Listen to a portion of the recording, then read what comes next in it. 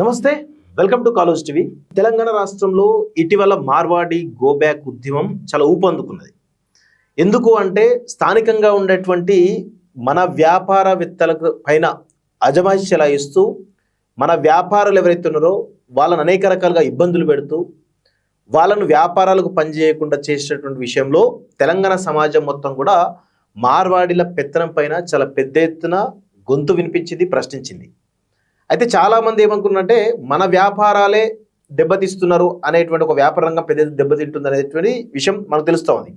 కానీ ఇటీవల జరిగినటువంటి ఒక చెన్నూరు మున్సిపాలిటీ జరిగినటువంటి ఒక అంశం ఏదైతే ఉందో అది ఇదే మార్వాడీలు రాజకీయ పెత్తనం కొద్దీ అక్కడ ఉన్నటువంటి బీసీలను మోసం చేయడానికి బీసీ సర్టిఫికేట్ తీసుకొని ఆ చెన్నూరు మున్సిపాలిటీ మొత్తం కూడా కైవసం చేసుకోవడానికి కోట్ల రూపాయలు వెచ్చిస్తూ అటు అక్రమంగా బీసీ సర్టిఫికేట్లు పొందుతున్న విషయం మన దృష్టికి రావడం జరిగింది.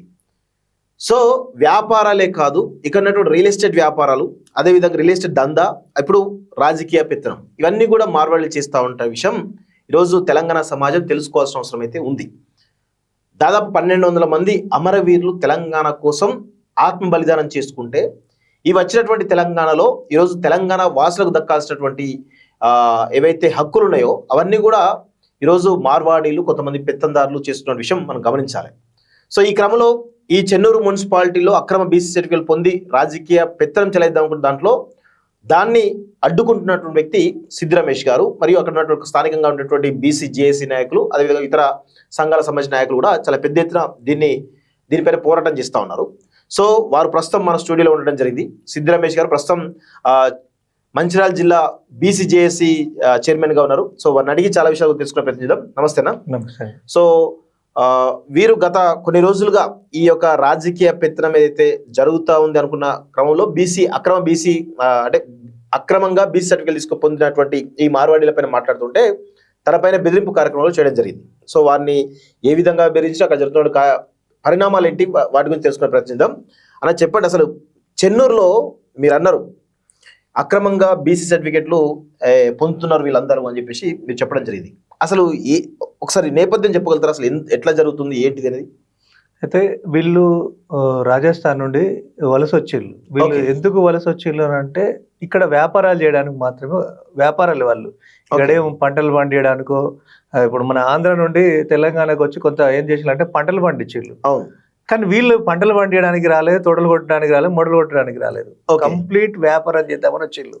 సరే, అప్పుడు మనమంతా కూడా వ్యవసాయ ఆధారితంగా ఉన్నాం కాబట్టి మన వాళ్ళు ఎప్పుడు కూడా ఏదైతే ఆ వ్యాపారం వైపు మనం లేవు.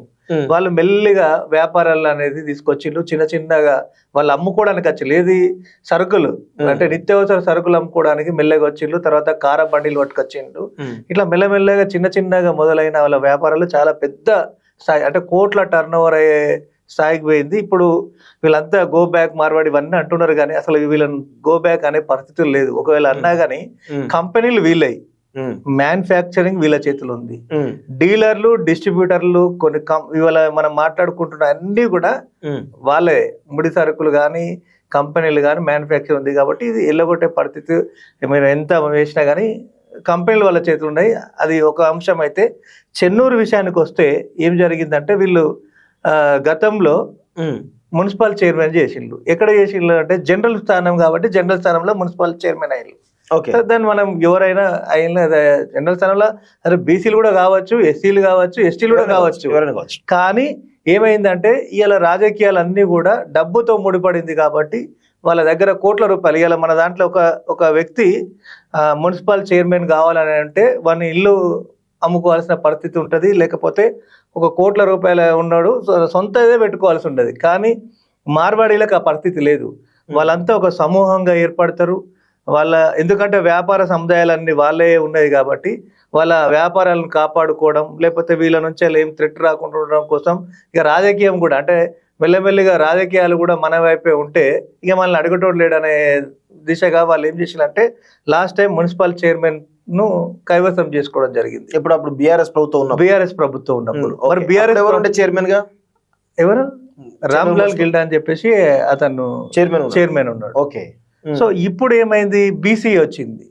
బీసీ వస్తే బీసీ మహిళ వచ్చిందా? బీసీ మహిళ వచ్చింది. ఈ బీసీ మహిళ వస్తే వీళ్ళు ఏం చేసినంటే ఈ మార్వాడీలందరూ కూడా ఒక రహస్య సమావేశం ఏర్పాటు చేసుకున్నారు. ఈ రహస్య సమావేశం ఉద్దేశం ఏంటంటే ఈసారి మళ్ళీ కూడా మనమే తీసుకోవాలి, మన అన్ని కూడా నడవాలంటే కూడా మనదే ఉండాలని చెప్పేసి ఏం చేసినట్టు వీళ్ళందరూ కలిసి కూర్చున్నారు, సమావేశం ఏర్పాటు చేసుకున్నారు. దానికి కావలసినంత అంటే డబ్బులను కూడా సమకూర్చుకునేందుకు ఎవరు ఏందనేది కూడా మాట్లాడుకున్నారు. ఆ విషయం మనకు తెలిసిన తర్వాత మనమేం చేసినామంటే ఏదో ప్రెస్ మీట్ చేయలేదు, నేను బహిర్గతంగా ఒక సభనో సమావేశమో కూడా బహిర్గతంగా చేయలేదు, ఇంటర్నల్ గానే పెట్టినాం. ఏదైతే అక్కడ జేఏసీని జేఏసీని ఏర్పాటు చేసినామంటే ఆ ప్రాంతంలో ఆధిపత్యం అనేది ఇతర కులాల ఆధిపత్యం ఎక్కువ ఉన్నది. అక్కడ బీసీలు చాలా అంటే అంటే అంటే ఉద్యమం కానీ ఇలా 42% రిజర్వేషన్ కావాలని చెప్పేసి అన్నప్పుడు ఎవరు కూడా ముందుకు రాని సమయంలో ఒక బీసీ జేఏసీని ఏర్పాటు చేసి ఆ కార్యక్రమాలు చేయడం కోసం ఉన్నాము. అప్పుడు ఏం చేసినామంటే వీళ్ళందరినీ కూడా పిలిచి మాట్లాడి ఇంటర్నల్ సమావేశం ఏర్పాటు చేసి మరి వాళ్ళు వస్తున్నారు. లాస్ట్ అంటే జనరల్ వచ్చింది కాబట్టి ఏదో వచ్చేలా అయిపోయింది. కానీ ఇప్పుడు మరి బీసీ మహిళ ఉంటే కూడా వాళ్ళు ఎట్లా వస్తున్నారు అని అంటే, అరే అన్న వాళ్ళు సర్టిఫికెట్లు కూడా తీసుకున్నారు, మన బీసీ సర్టిఫికెట్లు కూడా తీసుకున్నారు అని చెప్పేసి ఇది కూడా వచ్చింది. వచ్చిన తర్వాత బీసీ సర్టిఫికెట్ తోటి వస్తారనే తెలిసిన తర్వాత కాంగ్రెస్లో ఉన్న బీసీలతోటి కూడా ముఖ్యులతో వాళ్ళందరూ కూర్చొని మాట్లాడుకొని ఇదంతా కూడా వివేక్ గారి దృష్టికి పోయింది. వివేక్ గారి దృష్టికి పోయిన తర్వాత ఈ మారోడీలకు కనీసం అంటే చైర్మన్ పక్క పెడితే కనీసం బీఫామ్ కూడా ఇవ్వలేదు. 15వ వార్డు నుంచి వాళ్ళు రావడానికి సిద్ధమైంది.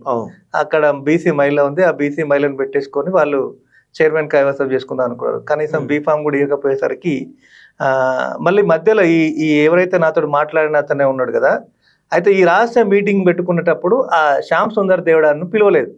ఓకే, మార్వాడీలందరూ పెట్టుకున్నారు కానీ ఈ శ్యామ్ సుందర్ దేవుడని పిలవలేదు. ఓకే, పిలవకపోయేసరికి ఆయన ఏమన్నాడంటే ఇతను కొంచెం బీసీలో కొంచెం సపోర్ట్ గానే ఉంటాడు. అంటే సరే సపోర్ట్ అనేది ఎవరు చేసినా మనం దాన్ని యాక్సెప్ట్ చేయాలి, స్వీకరించాలి. అయితే ఒక రోజు ఏమైందంటే గ్రూప్ లో అది మరి 42% రిజర్వేషన్ కు మద్దతు ఇస్తా అన్నప్పుడు మనం పెట్టిన తర్వాత ఈ 42% రిజర్వేషన్ అన్న దాన్ని పక్కగా పెడితే రేపు మా రిజర్వేషన్ వాళ్ళు గుంజుకున్న తర్వాత మనం ఎందుకు గుంజుకుంటాం, అది తీసేసినాం. అది ఎప్పుడో అయిపోయింది. అయిపోయిన తర్వాత నేను ఎందుకు తీసేసినావు అని అడిగిండు. అప్పటికి నేను మాట్లాడినా, నేను మాట్లాడతా అన్నగా సేట్జీ మీరు మాకు బీసీలకు మద్దతు ఇస్తా అంటే సరే అని చెప్పేసి అనుకున్నాం. కానీ మీరు రిజర్వేషన్నే మా రిజర్వేషన్ కూడా మీరే ఉంది, మీరు అక్కడ లాస్ట్ టైం అంటే సరే జనరల్ లైన్లు మేము అందరం కూర్చున్నాం. ఇలా ఇంత తెలంగాణలో ఇంత బీసీ ఉద్యమం ఇంత ఉవ్వెత్తున లేస్తున్నప్పుడు కూడా మీరే మళ్ళీ మార్వాడీలే బీసీ రిజర్వేషన్ తీసుకొని మళ్ళీ మీరే చైర్మన్ చేసుకుంటా అని చెప్పేసి అంటే మేము ఎందుకు కూకుంటాం, అవసరం లేదు తీసేసినాం అని చెప్పినాను. అరే అట్లా కాదు నాకు తెలియదు ఎవరు పెట్టి లేదని అన్నాడు. అన్న తర్వాత నిన్న గీట సమయానికి వీళ్ళందరూ కలిసి కూర్చొని మాట్లాడుకున్నారు అంటే ఆయన లేడట నాకు తెలియదు అని చెప్పి. ఎందుకు తెలియదు అంటే ఈయన బయట లూజ్ టాక్ చేస్తారని చెప్పేసి నేను పిలవలేదు. తర్వాత గంట తర్వాత మళ్ళా ఫోన్ చేసిండు, అరే వాస్తవమే నిజమే ఇట్లా జరిగిందంట అని చెప్పేసి చెప్పిండు. చెప్పి వాడు చేసిండు కానీ నేను సపోర్ట్ చేయను, వాడికి నేనే సర్టిఫికెట్ వీళ్ళందరికీ కూడా బీసీ సర్టిఫికెట్లు తెచ్చింది నేనే, కానీ వాడు నన్నే దేకకుండా వాడు మీటింగ్ పెట్టిండు అని చెప్పేసి కూడా ఈయననే మాట్లాడిండు. అదంతా ఒక అయిపోయింది. మళ్ళా ఇప్పుడు ఎలక్షన్ నామినేషన్ బీఫామ్ కాడికి వచ్చింది. ఇది ఒక వారం 10 రోజులు అయిపోయింది అది అంతా సబ్జెక్ట్ అంతా. ఈ తర్వాత ఏమైందంటే ఇదంతా కూడా ఈయన అయ్యేవాటే రాలేదు అనే దాంట్లో వాళ్ళందరూ కలిసి ఈయన మీద ఇది అయిపోయారు. ఆయన ఏం చేసిండు, నాకు ఫోన్ చేసి ఇక నన్ను నువ్వు బాగానే పెట్టినవాట, నువ్వే చేస్తున్నావు, నువ్వే అట అయిందనే దాని మీద ఇబ్బంది పెట్టే కార్యక్రమాలు చేస్తున్నాడు.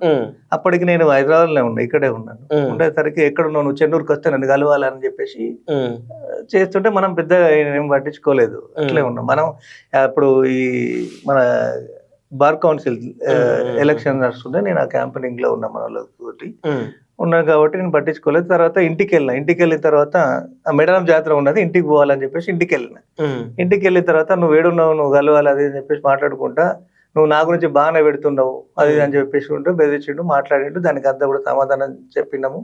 చెప్పిన తర్వాత మళ్ళా వాట్సాప్ లో మెసేజ్లు పెట్టి స్టార్ట్ చేసిండు, నిన్ను చంపితే ఇంటికి శవం కూడా తీసుకురాదు, నువ్వు కిరాయిలలో ఉంటున్నావు అని చెప్పేసి ఆ మెసేజ్లు పెట్టుకుంటా ఇంకా చాలా మెసేజ్లు పెట్టిండు. ఇక నాకు మామూలుగా మాట్లాడిన దానికి నాకు పెద్దగా అనిపించలే, కానీ ఇక చంపుతానే కాడికి మెసేజ్ పెట్టిన తర్వాత నేను ఎందుకు కుక్కాలని చెప్పేసి పోయి పోలీస్ స్టేషన్లో కంప్లైంట్ ఇవ్వడం జరిగింది. కంప్లైంట్ ఇచ్చినా అయిపోయింది. ఇప్పటి వరకు తన మీద ఎటువంటి యాక్షన్ కానీ జరగలేదు. మన మెయిన్ ఉద్దేశం ఇప్పుడు ఆయన మీద మనల్ని బెదిరించినందుకు క్రిమినల్ యాక్టివ్ కింద ఆయన ఆ సెక్షన్లో పెట్టాలి, ఆయన అరెస్ట్ చేయాలి.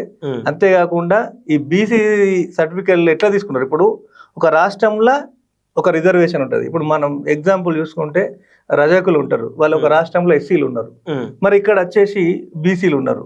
మరి వీళ్ళు ఏ రాష్ట్రంలో ఏం సర్టిఫికేట్ ఉన్నదో వీళ్ళు ఏ రాష్ట్రమో కూడా సరిగా తెలియదు. అంటే రాజస్థాన్ ఇప్పుడు చెన్నూరుకి ఎప్పుడు వలస రావడం జరిగింది,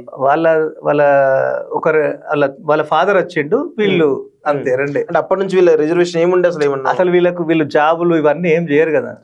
అసలు వాళ్ళకు ఏం క్యాస్ట్ సర్టిఫికేట్ వాళ్ళకి అవసరం లేదు, వాళ్ళ దాంట్లో చదువుకోరు. వాళ్ళంతా కూడా చిన్నపిల్లగాని కాంచెలు వాళ్ళు ఒక 10-12 చదివిస్తారు. వాళ్ళందరూ కూడా వ్యాపారంలో ఉంటారు. వాళ్ళ పెద్ద సర్టిఫికేట్లతో ఏం పెద్ద పని పడలేదు. కాకపోతే ఏం పని పడుతుంది అని అంటే ఆ సర్టిఫికేట్లు పొంది వాళ్ళు బీసీ కార్పొరేషన్ తర్వాత ఈ లోన్స్ అనే దాంట్లో మాత్రమే తప్ప వీళ్ళకు మిగతా ఏది కూడా అవసరం లేదు. జనరల్ గా ఇప్పుడు ఈ వలస వచ్చినటువంటి మీరు చెప్తున్న మార్వాడి వెళ్తున్నలో వీళ్ళు తెలంగాణలో ఏ క్యాస్ట్ కిందకి వస్తారు అసలు? అసలు వీళ్ళకు క్యాస్ట్ సర్టిఫికేటే లేదు. క్యాస్ట్ సర్టిఫికేటే కూడా ఎగ్జాంపుల్ అనా, నేను మళ్ళీ ఎందుకు ఏ క్యాస్ట్ కిందకి వస్తారు అనే దాన్ని విషయం మాట్లాడితే ఇంకొక ఎగ్జాంపుల్ ఉన్నది. ఎందుకంటే మా చెన్నూరు ప్రాంతం నుంచి వెళ్ళి ఆ పక్క పొంటే మాకు మంతని చెన్నూరు ఈ రెండు నియోజకవర్గాలు ఇట్లా కలిసే ఉంటాయి. సో ఈ ప్రాంతం నుంచి వెళ్ళి చంద్రపూర్లో సింగరేణి ఎంప్లాయీస్ మనోళ్ళంతా కూడా అక్కడ ఇంకా 3 జనరేషన్లు, వీళ్ళైతే 2 జనరేషన్లు, అక్కడ 3 జనరేషన్ల నుంచి వెళ్ళి సింగరేణి ఎంప్లాయీస్ లో ఉన్నారు. వాళ్ళకి ఇప్పటికీ అక్కడ క్యాస్ట్ సర్టిఫికేట్ ఇవ్వలేదు. క్యాస్ట్ సర్టిఫికేట్ వాళ్ళకి ఇవ్వలేదు ఇప్పటికి కూడా. అక్కడ పోరాటం కూడా జరుగుతుంది. అంటే మాకు స్థానికంగా మా క్యాస్ట్ సర్టిఫికేట్ కావాలి. ఎందుకు అని అంటే ఇప్పుడు అక్కడ వాళ్ళు చదువుకునేది అక్కడ ఉంటారు, వాళ్ళంతా నివాసం అంతా అక్కడ ఉన్నప్పుడు వాళ్ళ పిల్లలు అక్కడ చదివినప్పుడు ఫీజు రియంబర్స్మెంట్ తర్వాత ఏదో ఒకటి ఉండాలి కదా. వాళ్ళకి ఇప్పటి వరకు అక్కడ లేదు. వాళ్ళందరూ కూడా లాస్ట్కి ఏం చేసినట్టే మళ్ళీ మన ప్రాంతంలో ఉన్నటువంటి ఇప్పుడు అక్కడ కరీంనగర్ కావచ్చు, మంచిర్యాల కావచ్చు, లేదంటే హైదరాబాద్ హాస్టల్లో పెట్టి చదివించాల్సిన పరిస్థితి వచ్చింది. ఎందుకంటే అక్కడ ఫీజు రియంబర్స్మెంట్ లేదు, ఏ ఫెసిలిటీస్ లేనప్పుడు వాళ్ళని అక్కడ ఎట్లా చదివిస్తారు? మేము పిల్లలకు దూరంగా ఉంటున్నామని చెప్పేసి దాదాపుగా ఒక 15-20 ఏళ్ళ నుంచి అక్కడ మూవ్మెంట్ నడుస్తుంది. అంటే మాకు స్థానికమైన రిజర్వేషన్లు ఇవ్వాలి ఇక్కడ కూడా అని చెప్పేసి. మరి అక్కడనేమో ఇవ్వలేదు, వీళ్ళకేమో ఇమీడియట్లీ ఇట్లా పెట్టగానే వాళ్ళకి రిజర్వేషన్లు వస్తున్నాయి. అంటే వాళ్ళు ఏ క్యాస్ట్ కింద తీసుకోవాలి? బీసీ అంటే ఏదో క్యాస్ట్ అని పేరు పెట్టాలి కదా. మాలీలం అని చెప్పి తీసుకున్నారు. ఓకే, అసలు ఈ మాలి అనేది ఇక్కడ మీరు చూసిరు కదా, మీరు కూడా ఇప్పుడు మనం ఇంత తిరుగుతున్నాం కదా, ఈ మాలి అనేది లేనే లేదు ఇక్కడ. వీళ్ళు మాలి అనేది క్రియేట్ చేసి వీళ్ళు ఆ మాలి దాంట్లో రిజర్వేషన్ తీసుకున్నారు. బీసీడీ కేటగిరీలో ఉన్నారు వీళ్ళు. బీసీడీ కేటగిరీకి వచ్చిళ్ళు. ఇది ఏంది, వీళ్ళు వచ్చిందే 2 జనరేషన్. వాళ్ళ ఫాదర్ వచ్చిండు, ఫాదర్ అయిపోయింది, వీళ్ళు ఈయనకి ఎంత 50 నుంచి 60 సంవత్సరాలు ఉంటాయి. సో మరి చెన్నూరులో ఏంటి చర్చ అంట ఎటుచుడు జరుగుతుంది? అంటే వాళ్ళకు మార్వాడి సపోర్ట్ ఉన్నారా లేకపోతే బీసీల సపోర్ట్ ఉన్నారా? 100% బీసీలకే సపోర్ట్ ఉన్నారు. కానీ వీళ్ళు బయటికి వచ్చి అంటే ప్రతి ఒక్కరికి ఏదో ఒక అవసరాలు ఉంటాయి. అంటే అక్కడ వీళ్ళు ఏంటంటే వీళ్ళు ఇప్పుడు పెద్ద స్థాయికి వెళ్ళిపోయారు. అంటే పెద్ద స్థాయి మీన్స్ అంటే చెన్నూరును శాసించే స్థాయికి వెళ్ళిపోయారు. అంటే గుండు పిన్ను నుంచి వెళ్ళి మన ఇంట్లు కట్టుకుంటే సలాకా నుంచి వెళ్ళి సిమెంట్ బస్తాలు మీకు ఫొటోస్ మీకు పంపించినాను, ఒక్కొక్కరు వ్యాపారాలు ఏంటి అనేది. అంటే ఆయనకు ఏమున్నదంటే ఒక పెద్ద అన్ని వ్యవసాయానికి సంబంధించిన ప్రతి ఒక్కటి, ఇల్లు కట్టుకుంటే కంకర ఇసుక కాంచెలు వీళ్ళే అమ్ముకుంటారు. ఇసుక ఇప్పుడు ఏదో గవర్నమెంట్ పెట్టిలు కాబట్టి ఉన్నది కానీ లేకపోతే ఆ ఇసుకను కూడా వీళ్ళే అమ్మేటోళ్ళు. అంటే మొత్తం ఎన్ని కుటుంబాలు ఉన్నాయి చెన్నూరులో ఈ మార్వాడీలకు సంబంధించి? దాదాపుగా ఒక 200 నుంచి 300 ఉన్నాయి. వాళ్ళందరూ కూడా వ్యాపారులే. అందరు వ్యాపారులు అందరు వాళ్ళంతా కాలనీ ఏర్పాటు చేసుకుని అదే కాలనీ ఉంటారా? వేరే మెయిన్ రోడ్డు ఇప్పుడు ఇంకొక సమస్య కూడా ఉంది. మెయిన్ రోడ్ ఉంది, ఆ మెయిన్ రోడ్ మొత్తం వీళ్ళే పెట్టి మెయిన్ రోడ్ ఓన్ షాప్లు, రెంటెడ్ కూడా కాదు. అసలు వాటికి రిజిస్ట్రేషన్ లేని భూములు వీళ్ళన్నీ కూడా. అంటే అప్పుడు ఎవరు తెలియదు. ఇంకా మొత్తానికైతే మెయిన్ రోడ్ల మీద షాపులు అన్ని వీలే. ఏం షాపులు ఉంటాయి మొత్తం అన్న? ప్రతి ఒక్కటి ఉంది. వాళ్ళ దగ్గర లేని వస్తువు లేదు. కంగనాల్లో ఉన్నారు, బట్టల వ్యాపారం వాళ్ళదే, సిమెంట్, రాడ్, ఈ దీనికి సంబంధించి ఉంది. కిరాణా షాపులు, హోల్సేల్ అండ్ రిటైల్ అంతా కూడా వాళ్ళదే ఉన్నది. ఇక వీళ్ళు చెయ్యని వ్యాపారం ఇది చెయ్యదు అని అంటే ఒక చికెన్ ఎగ్స్ మాత్రమే అమ్మరన్న, మిగతా అన్ని అమ్ముతారు. ఒక చికెన్, ఎగ్స్. 200 కుటుంబాలు మొత్తం చెన్నూరు మున్సిపాలిటీ మొత్తం, ఎలక్ట్రికల్ మొత్తం వాళ్ళదే, మొబైల్ షాప్స్ అన్ని వాళ్ళ కంట్రోల్. ఈ మొబైల్ కి సంబంధించిన హోల్సేల్ అన్ని కూడా మెల్లగా మూటల మించాలు తీసుకొచ్చి పెట్టి ఇట్లా షాప్లోకి ఇచ్చేది ఇలా వాళ్ళే షాపులు అయిపోయినాయి. సో ఇప్పుడు అక్రమంగా బీసీ సర్టిఫికేట్ పొందారని చెప్పేసి అన్నారు. సో ఆ బీసీ సర్టిఫికేట్లు మీరు బయట ఎక్స్పోజ్ చేసినప్పుడు స్థానికంగా ప్రభుత్వ పరంగా అంటే అక్కడ స్థానికంగా మంత్రి కూడా ఉన్నారు కదా, వివేక్ మంత్రి గారు, అసలు ఏమన్నారు అంటే ఈ విషయం పైన? అంటే వాళ్ళు పెద్ద కాదు కానీ నాకు అంటే పార్టీ అంటే నేను పార్టీ కాదు కదా, ఆ పార్టీలో ఉన్న వాళ్ళు అందరు కూడా చెప్తే ఆయనకు బీఫామ్లు ఇయ్యము. ఇప్పుడు ఇక్కడ ఎవరైతే స్థానికంగా ఉన్నారో ఈ బీసీలలోనే ఇక్కడ స్థానిక బీసీలు ఎవరు ఎక్కువ కమ్యూనిటీ ఉందో వాళ్ళకే ఇస్తామని చెప్పిండు. అదే విధంగా ఆయన అందరికీ అంటే జనరల్ లో కూడా బీసీలకే ఇచ్చేసిండు. ఇప్పుడు మాత్రం వివేక్ గారు మాత్రం ఈ విషయంలో ఒక్కరికి కూడా వేరే వాళ్ళకి ఇవ్వలేదు, కంప్లీట్ అందరికి కూడా బీసీలకు ఇచ్చిండు. కాంగ్రెస్ పార్టీ పరంగా ఇవ్వచ్చు కానీ బీఆర్ఎస్, బీజేపీ వాళ్ళు మారవాళ్ళకి ఇచ్చి ఉండొచ్చు కదా టికెట్స్. అంటే ఇంకా ఏమనేది రాలేదన్న. నేను కూడా ఈ థ్రెట్ అయిన తర్వాత నేను కూడా బయటికి రావాల్సి వచ్చింది. ఎందుకనంటే నన్ను అక్కడ ఉంటే ఏదో ఒకటి వాళ్ళంతా కూడా బడా వ్యాపారవేత్తలంతా కూడా ఏదైనా వాళ్ళు చేయరు. కానీ ఇప్పుడు ఎవరితో చేపిస్తారంటే మనలతో చేపించడానికి. ఇప్పుడు వాళ్ళు ఏం కత్తి పట్టుకొని రారు, గొడ్డలు పట్టుకొని రారు. కత్తి గొడ్డలు అన్ని కూడా మనల చేతికే ఇచ్చి మనల చేతితోటే ఇప్పుడు ఏదైనా చేపించడానికి వాళ్ళు సిద్ధంగా ఉన్నారు. అంటే ఇప్పుడు రాజకీయ నాయకులు కూడా పెద్ద ఎత్తున ఫండింగ్ చేస్తని చెప్పేసి మేము గతంలో చెప్పినాం. సో అలాంటి పరిస్థితి కూడా చెన్నూరులో ఉందా? 100% ఉంది. కాకపోతే ఏంటంటే వివేక్ ఆ పరిస్థితి లేదు. ఎందుకు ఉన్నటువంటి నాయకులకు ఉండే, గతంలో ఉన్న నాయకులు అందరికి కూడా ఉన్నది చేసేళ్ళు, కానీ ఈయన అట్లాంటి పరిస్థితి లేదు కాబట్టి ఇప్పుడు వాళ్ళకు కనీసం బీఫామ్లు కూడా ఇవ్వలేదు. లేకపోతే అట్లాంటి పరిస్థితి ఉండేది ఉంటే ఇలా బీఫామ్లు అందరూ వాళ్ళకి వచ్చేది. వాళ్ళు చెన్నూరు శాసించడానికి బీఫామ్లు ఎందుకు ఇస్తుండే కదా. ఈసారి ఇయ్యలేదు అతను. స్థానికంగా ఉన్న అక్కడ ఎక్కువ ఆడ చెన్నూరు టౌన్ లో ముదిరాజులు ఉంటారు, ముదిరాజులకు ఇచ్చిండు. 300 కాపులు ఉంటారు, 300 కాపులకు 3 ఇచ్చిండు. ముదిరాజులకు ఇచ్చిండు, పద్మశాలకు ఇచ్చిండు, విశ్వకర్మలకు ఇచ్చేసిండు. ఇట్లా ప్రతి అక్కడ ఎవరైతే లార్జ్ ఉన్నారో వాళ్ళందరికీ కూడా బీఫామ్లు ఇచ్చేసిండు వాళ్ళందరికీ కూడా. సో ఇప్పుడు ఈ అంశం పైన మీ పైన థ్రెట్ ఉండే అవకాశం కనబడతా ఉంది చూస్తుంటే వాళ్ళ నుంచి. సో మరి దీన్ని మీరు ఎట్లా ముందు తీసుకుపోదలుచుకున్నారు అన్న? ఏమన్నా కానీ అంటే ఈ బీసీ సర్టిఫికెట్లను ఒకవైపు చిరంజీవులు సార్ కానీ, ఈశ్వరయ్య కానీ, తర్వాత విశారదర్ వీళ్ళంతా కూడా ఏంది మా బీసీలకు అన్యాయం జరుగుతుంది, మాకు 42% రిజర్వేషన్ కావాలని ఒకవైపు వాళ్ళంతా కూడా మూవ్మెంట్ చేస్తున్నారు. వీళ్ళు ఏం చేస్తున్నారు అంటే వెనుక నుంచి వెళ్ళి ఆ 42% మేమే వస్తే అయిపోతుంది కదా అనే దాంట్లో వీళ్ళు మూవ్మెంట్ చేస్తున్నారు. ఇంకా మీరు ఎప్పుడన్నా ఈ బీసీ మూవ్మెంట్ లో గత కొంతకాలం గత 2-3 సంవత్సరాలుగా బీసీ మూవ్మెంట్ చాలా పీక్ నడుస్తుంది. ఎప్పుడైనా చెన్నూరులో బీసీ సంబంధించినటువంటి ధర్నాలో కానీ లేకపోతే కార్యక్రమాలు ఎప్పుడైనా పాల్గొన్నారు ఈ మార్వాడీలందరూ? అసలు మార్వాడీలు పాల్గొనడం పక్కకు పెడతాను. 42% రిజర్వేషన్ వీళ్ళు వ్యతిరేకించి అది రానప్పుడు, ఆ బిల్లు కానప్పుడు ఒక రోజు బంద్ పెట్టింది. బంద్ పెడితే ఆ బంద్లో కూడా వీళ్ళు పాల్గొనలేదు. కానీ వీళ్ళంతా షాపులు అన్ని మెయిన్ రోడ్ షాపులు అన్ని వీళ్ళే. బంద్ పెట్టమంటే బంద్ పెట్టలేదు. ఇట్లా వేసుడు వాళ్ళ ఇల్లు అదే కాబట్టి ఇట్లా తీసే ఉంచుడు, వ్యాపారాలు నడుపుకోండి. ఎవ్వరు కూడా బంద్ పెట్టరు, బంద్లో పాల్గొనరు. కానీ అక్కడ లాస్ట్ టైం మున్సిపల్ చైర్మన్ వాళ్ళ సామాజిక వర్గాన్ని అయిన వాళ్ళ అప్పుడు ఏం చేసిందంటే వాళ్ళు స్వచ్ఛందంగా షాపులు బంద్ పెట్టిండ్రు. తర్వాత పెద్ద మొత్తంలో టపాసులు కూడా వాళ్ళదే, హోల్సేల్ వ్యాపారం వాళ్ళదే. వాళ్ళే మొత్తం అది వేసి టపాసులు మొత్తం చెన్నూరు అంతా కూడా టపాసులు పేల్చిళ్ళు. స్వీట్ షాపులు వాళ్ళే మొత్తం స్వీట్లు పంపిణీ చేసిళ్ళు. షాపు ఆ రోజు బంద్ ఉన్నది. అందరు షాపులు బంద్ పెట్టి వాళ్ళ కోసం మాత్రం బంద్ పెట్టుకుంటారు. బీసీ ఉద్యమాల కోసం పెట్టరు, వాళ్ళు ఏ ఉద్యమం కోసం కూడా పెట్టరు. వాళ్ళ ఇంట్లో ఏదైనా కానీ వాళ్ళు తీసుకుంటూనే ఉంటారు తప్ప వాళ్ళు షాపులు బంద్ పెట్టే పరిస్థితి లేదు. కానీ వాళ్ళ అంటే మేము ఆ రాజస్థాన్ నుంచి వచ్చి ఇక్కడ చెన్నూరులో జెండా ఎగరేసినాం అనే దాంట్లో వాళ్ళు సంతోషంగా మొత్తం షాపులు బంద్ పెట్టి వాళ్ళు అంతా కూడా ఆ రోజు ఎంజాయ్ చేసి దాన్ని చూసినాం. కానీ జనరల్ గా చేసిళ్ళు, మాకేం బాధలేదు. కానీ ఇవాళ మా బీసీల దాంట్లో కూడా వాళ్ళే చేస్తానంటే మేము ఇక ప్రాంతంలో పుట్టి మేమేం చేయాలి అంటే వ్యాపారాలు వీళ్ళే చేసుకోవాలి. తర్వాత రియల్ ఎస్టేట్ వాళ్ళే చేసుకోవాలి.